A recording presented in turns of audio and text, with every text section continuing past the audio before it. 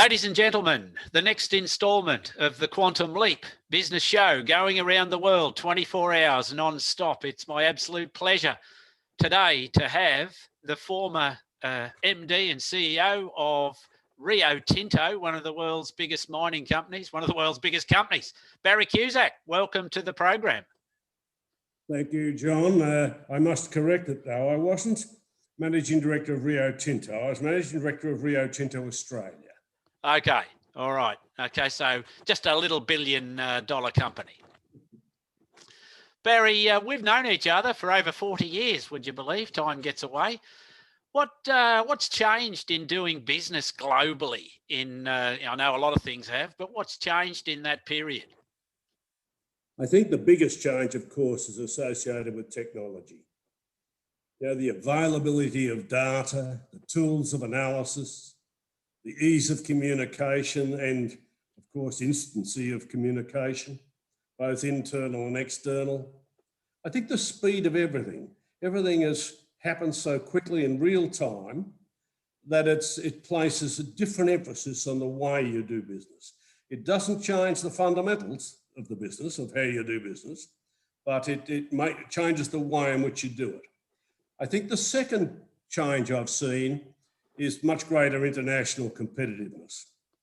It doesn't matter what market you're in, there is always a competitor out there. It used to be more local because of restrictions or time or delivery, but today it's global. And so everyone has to be aware that they're going to be right on top of things. And the inefficient local producers that used to be a bit protected by that distance or by tariff or something no longer are. So it's a much more competitive environment.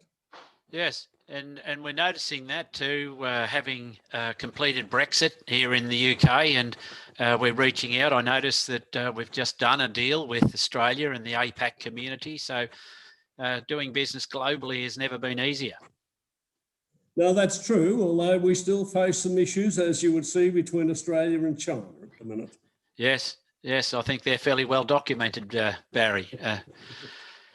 Barry, you've got a CV of the who's who of the Australian mining industry, including a 35-year stint at CRA, which became Rio Tinto.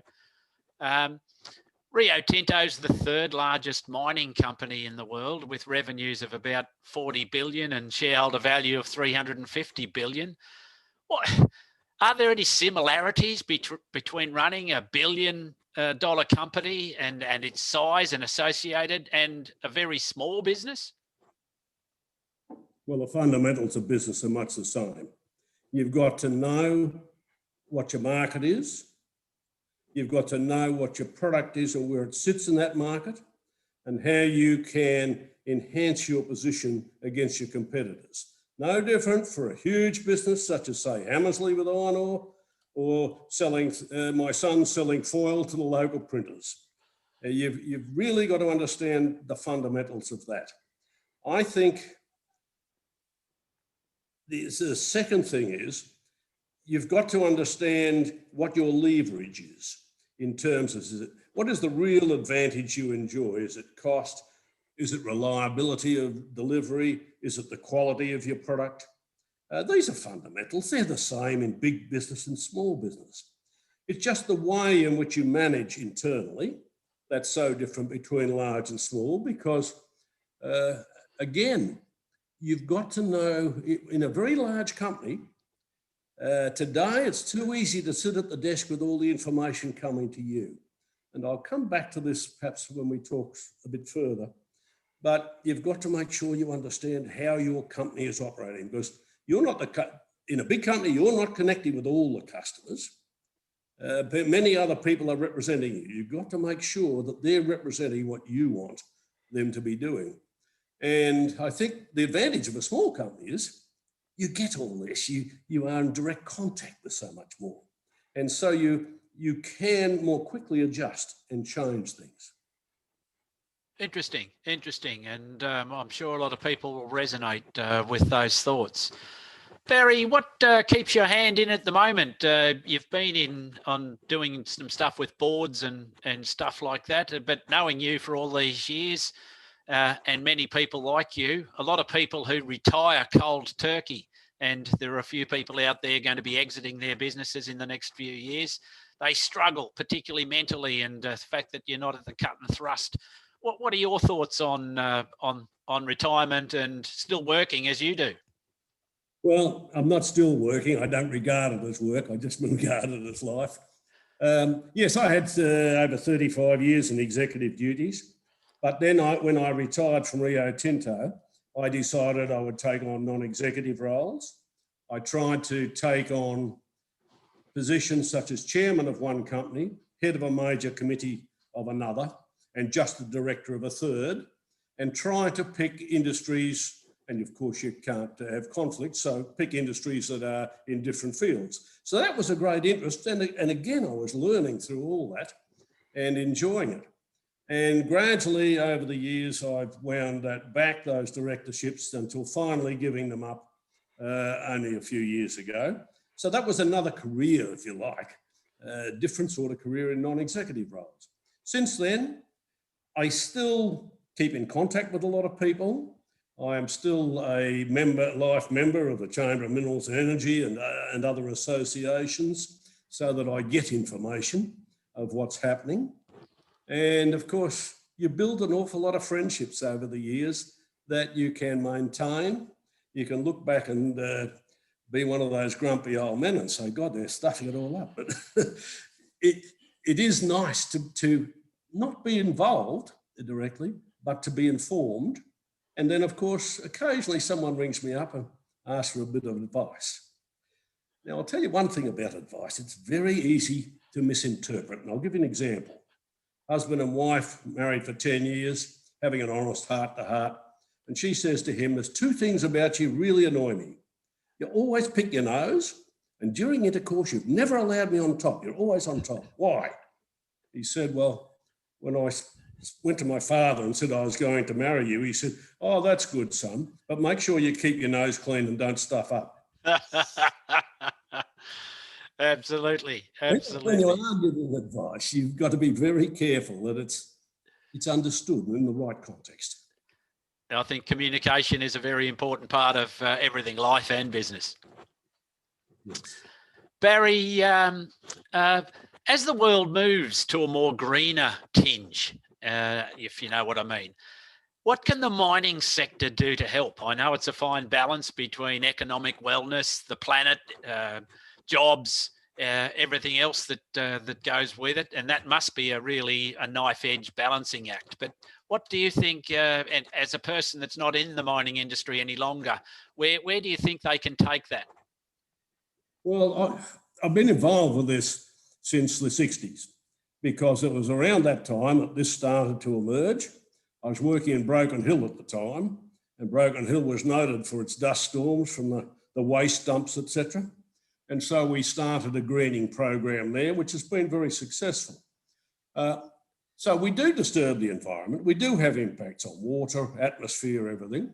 And all you can do is apply the best technologies and put effort into making sure that you ameliorate as much as you can what you do. But it goes a lot beyond that. These days, you've got to be sensitive to what your product is going to do. Can you help your customer do things better, greener? You've got to look at your transport and movement of materials. So it's holistic these days. And the industry just has to address its own impacts. But also, it needs to engage with what's realistic and talk about what's realistic, because we're not going to do without minerals. And so, as you say, it's getting a balance between what's possible, what can be done in the short term, and what should be aimed for in the longer term. Yeah.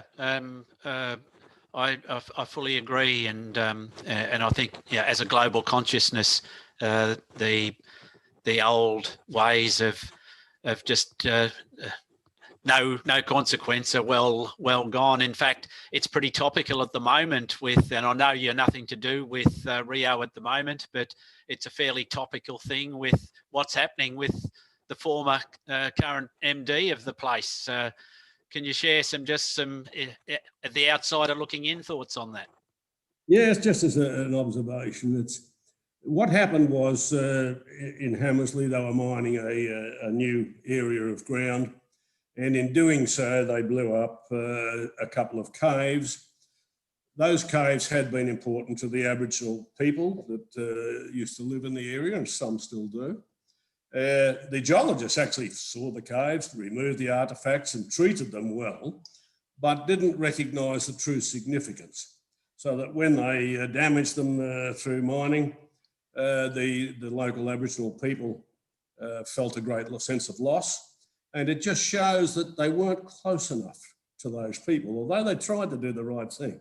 They didn't realise that it wasn't just the artefacts, it was the caves themselves were important because they'd held ceremonies there. So it's a lesson for everyone. It's cost Rio a lot of people and some angst. And I think they've learned a real lesson, but I think it's a lesson for us all. You know, who is impacted by what we do? Are we in contact with them? Yep, great observation. Barry, COVID has been a big player for the last year, as obviously everybody knows. It's been very significant globally. In my memory, we've been through quite a few things like the financial crisis back in 2008 and the Asian meltdown crisis and the pilot strike, which is where I started my whole business. But how do massive companies ensure the health and well-being of massive workforce? I don't know how many was at Hammersley and what have you, but especially as so many spend so much time away from home.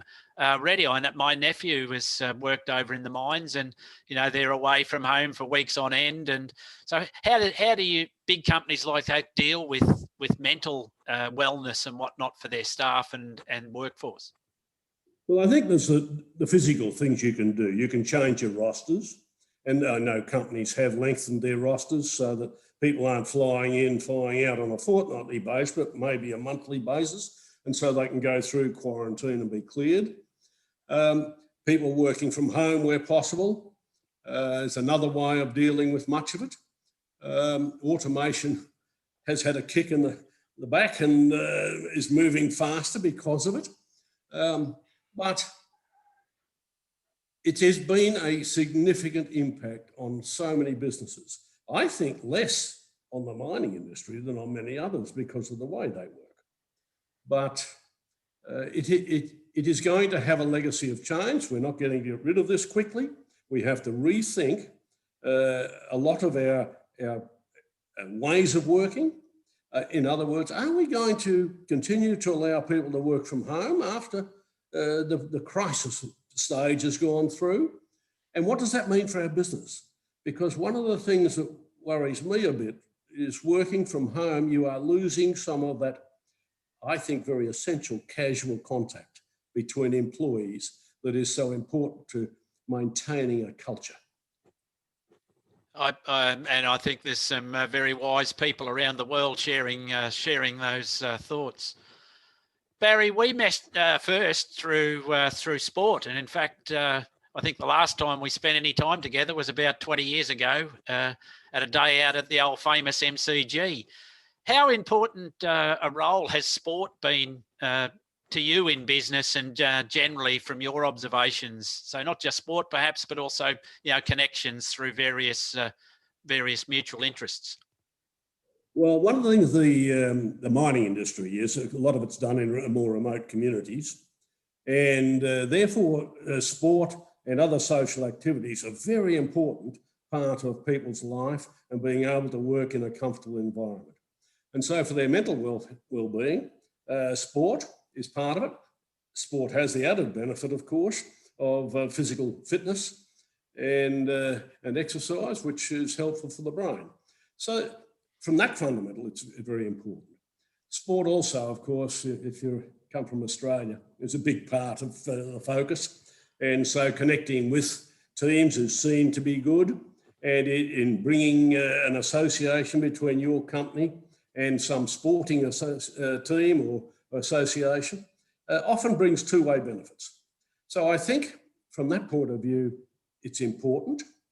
But other social elements too of life have to be looked at by the company, not to interfere with them, but to make sure that people have the opportunity to live a good social existence as well as hard work. Yeah, okay. They, moving from that and talking about sport, I remember very vividly a day back on the 26th of September, 1983, when after about, I can't remember, 3 or 4 or 6 false starts, there was a little bit of sailing history took place. What part did you think, and I'm talking about, of course, the Australia winning the America's Cup, and you're a pretty keen sailor. What do you think that did that play in Australian economics and economic health immediately afterwards? I think it was more, it lifted the spirit and confidence than any of the external focus that came because of it. It obviously displayed some improvement in technology. It had been applied to the boats, and that Australia could compete internationally with this. I think it was real excitement. I mean, I can remember watching that last race on television and feeling quite elated about it. And as you say, having been a sailor, knowing all the moves and watching it, there's always a doubt in sailing until it gets over the line. So it was a wonderful experience, but I think it was an important one for Australia. I mean, we'd won many sporting contests around the world, but this is one, as you say, we hadn't been able to crack and no one else had. And here it was done. And that, I think, changed the sport, changed the focus, and lifted spirits. Yep. I remember vividly he looked like he'd been up all night and probably had a couple of Vebbies or two, but the then Prime Minister Bob Hawke coming on telly the next morning and said any employer that didn't allow an employee to have the day off was a bum. Yes. It was a pretty famous statement. Barry, Alan Bond, you must have run across him from time to time in circles. If you haven't met him personally, I'm sure you've obviously know him. He's a pretty famous Australian, went on to do a lot of great things. He also was a bit of a villain in some people's eyes. What allows a 12-year-old English migrant, as Alan was, with a string of juvenile police convictions, to become a multi-billionaire? Does the Australian environment lend to that? Do you have any thoughts on that? Yes, I think Australia was a land of opportunity, especially around the 80s. We were growing fast. Our wealth was growing. We were doing some great things internationally on the bigger scale, but also we had a big immigration program. Alan Bond was in property, then in brewing, both depended on a number of people. And I think he was fast moving, sharp, and had a couple of backers, and never missed an opportunity. Unfortunately, of course, he kept that thing going so far that not only had he juvenile offences, but he managed to end up back in the Hooskow for overstepping the mark. Yep. And I did meet Alan Bond a couple of times, but I didn't have any direct business dealings with him, but he dabbled in mining, but I think it was a bit tough for him, that. Okay. Barry, you live in Perth, which is the most remote city of 1 million people to the next city of 1 million people on the planet. In fact, it's closer to Singapore than it is to Sydney. What are the ups and downs of that environment, living in what must be a fairly parochial environment, but very isolated? Okay. Well, first of all, I chose to live here when I retired because I'd been here once before and I loved it. I'm sitting here today, it's 27 degrees and sunny and we're approaching winter. That's not real bad. You say we're isolated these days in terms of communication. I don't know what isolated really is. The one thing about Perth is it's much more connected to Asia than perhaps the eastern states are. And therefore, with Asia as a real growth engine of the world, that's an opportunity. So I don't feel at all isolated, other than we don't have all those blasted pesky Canberrans and eastern states politicians.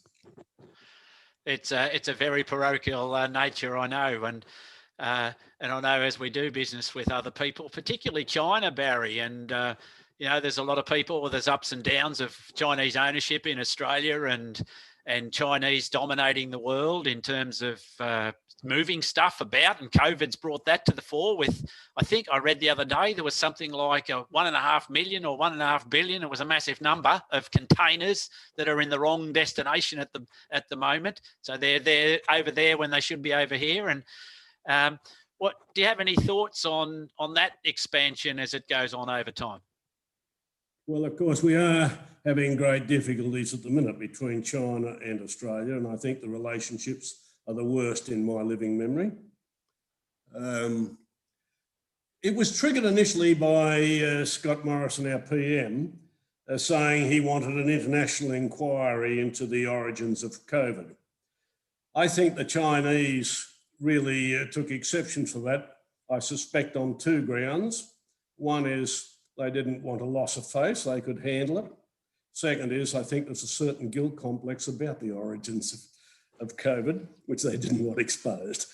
And that has gone on from there, so that they have now banned many of our products. But they are still the big market for iron ore, and iron ore is funding an awful lot of Australia at the present. Yes. Because the price, I think when I was at Hammersley, was $23 a tonne. It is now $229 a tonne today. Yep. That's a nice massive. So yes, there's interesting. It's all very well having the big stick, but you've and pride, but other things come into play for sure. John, you know, I've had a lot of dealings with China. In fact, after the financial crisis at Oz Minerals, we just joined Zinifex and Oxiana together to form Oz Minerals. And although we only had 10% gearing and we had about 300 million in the bank, we had a very big development program, and the crisis hit us, the banks deserted us, and we were in trouble. And we tried, therefore, to sell the company and what we could to survive. And it was the Chinese with whom we were able to deal. We did a deal initially where they would buy the company, but the Australian government refused that because one of our mines was in the Woomera rocket range and they considered that defence sensitive. And we thought, I can remember sitting around the board table when I got told, I tapped on the shoulder and said, it's been scuttled. I said, gee, that made the sphincter work. But fortunately, the Chinese, give them their due, came back and we renegotiated a deal. And they were happy, and in the end, Oz survived and is doing very well, thank you. And I had another occasion when I dealt with the Chinese over Brockman Iron when I was chairman of that. The Chinese had a majority of it. They wished to take it over. They made an offer which was all scrip, and I advised shareholders not to accept that offer because it was slight uncertain value being in an offshore market. And give them their due, they came back with a mix of cash and scrip, which was acceptable. So the Chinese have been good to deal with. Yep. Yep. Barry, you're a past president of the Australian Minerals Council. What's the aim of that group, and what are your thoughts on anybody becoming part of their industry body? Well, it's not only the Minerals Council. I was on the BCA of Australia and also president of the Chamber of Mines. And so I've had a lot of association experience. People come together because they want to speak with one voice to governments, etc., and have some agreement. They also want a forum in which they can argue their various positions, so that we're not seeing the industry picked off by public statements that seem to be at variance. So there is a need for commonality of purpose. Second, it is a forum in which best practice can be exchanged, not necessarily in terms of competitiveness, but in terms of, for example, the environment, when we talked about that. Yep. What is good practice in the environment? Who's had success with this? Who's dealt with this? How can we follow it? Those sort of forums are very valuable. So I think the associations are important. They add value. Certainly external governments and press, etc., find them useful. And but you've always got to be aware there's a bit of give and take in them. Yep. The position of the industry you may vary from, but you've got to be able to comply with the industry's position and then put your own colour a little bit perhaps on top. Okay, good thoughts there. Yeah, I've always maintained that my biggest competitor is ignorance of what I do. But most businesses do have stringent competition, or they perceive it to be such. So what are your ideas around competition and competitors, and how can you, be better than your competition? I think competition is good, of course, because it keeps us sharp.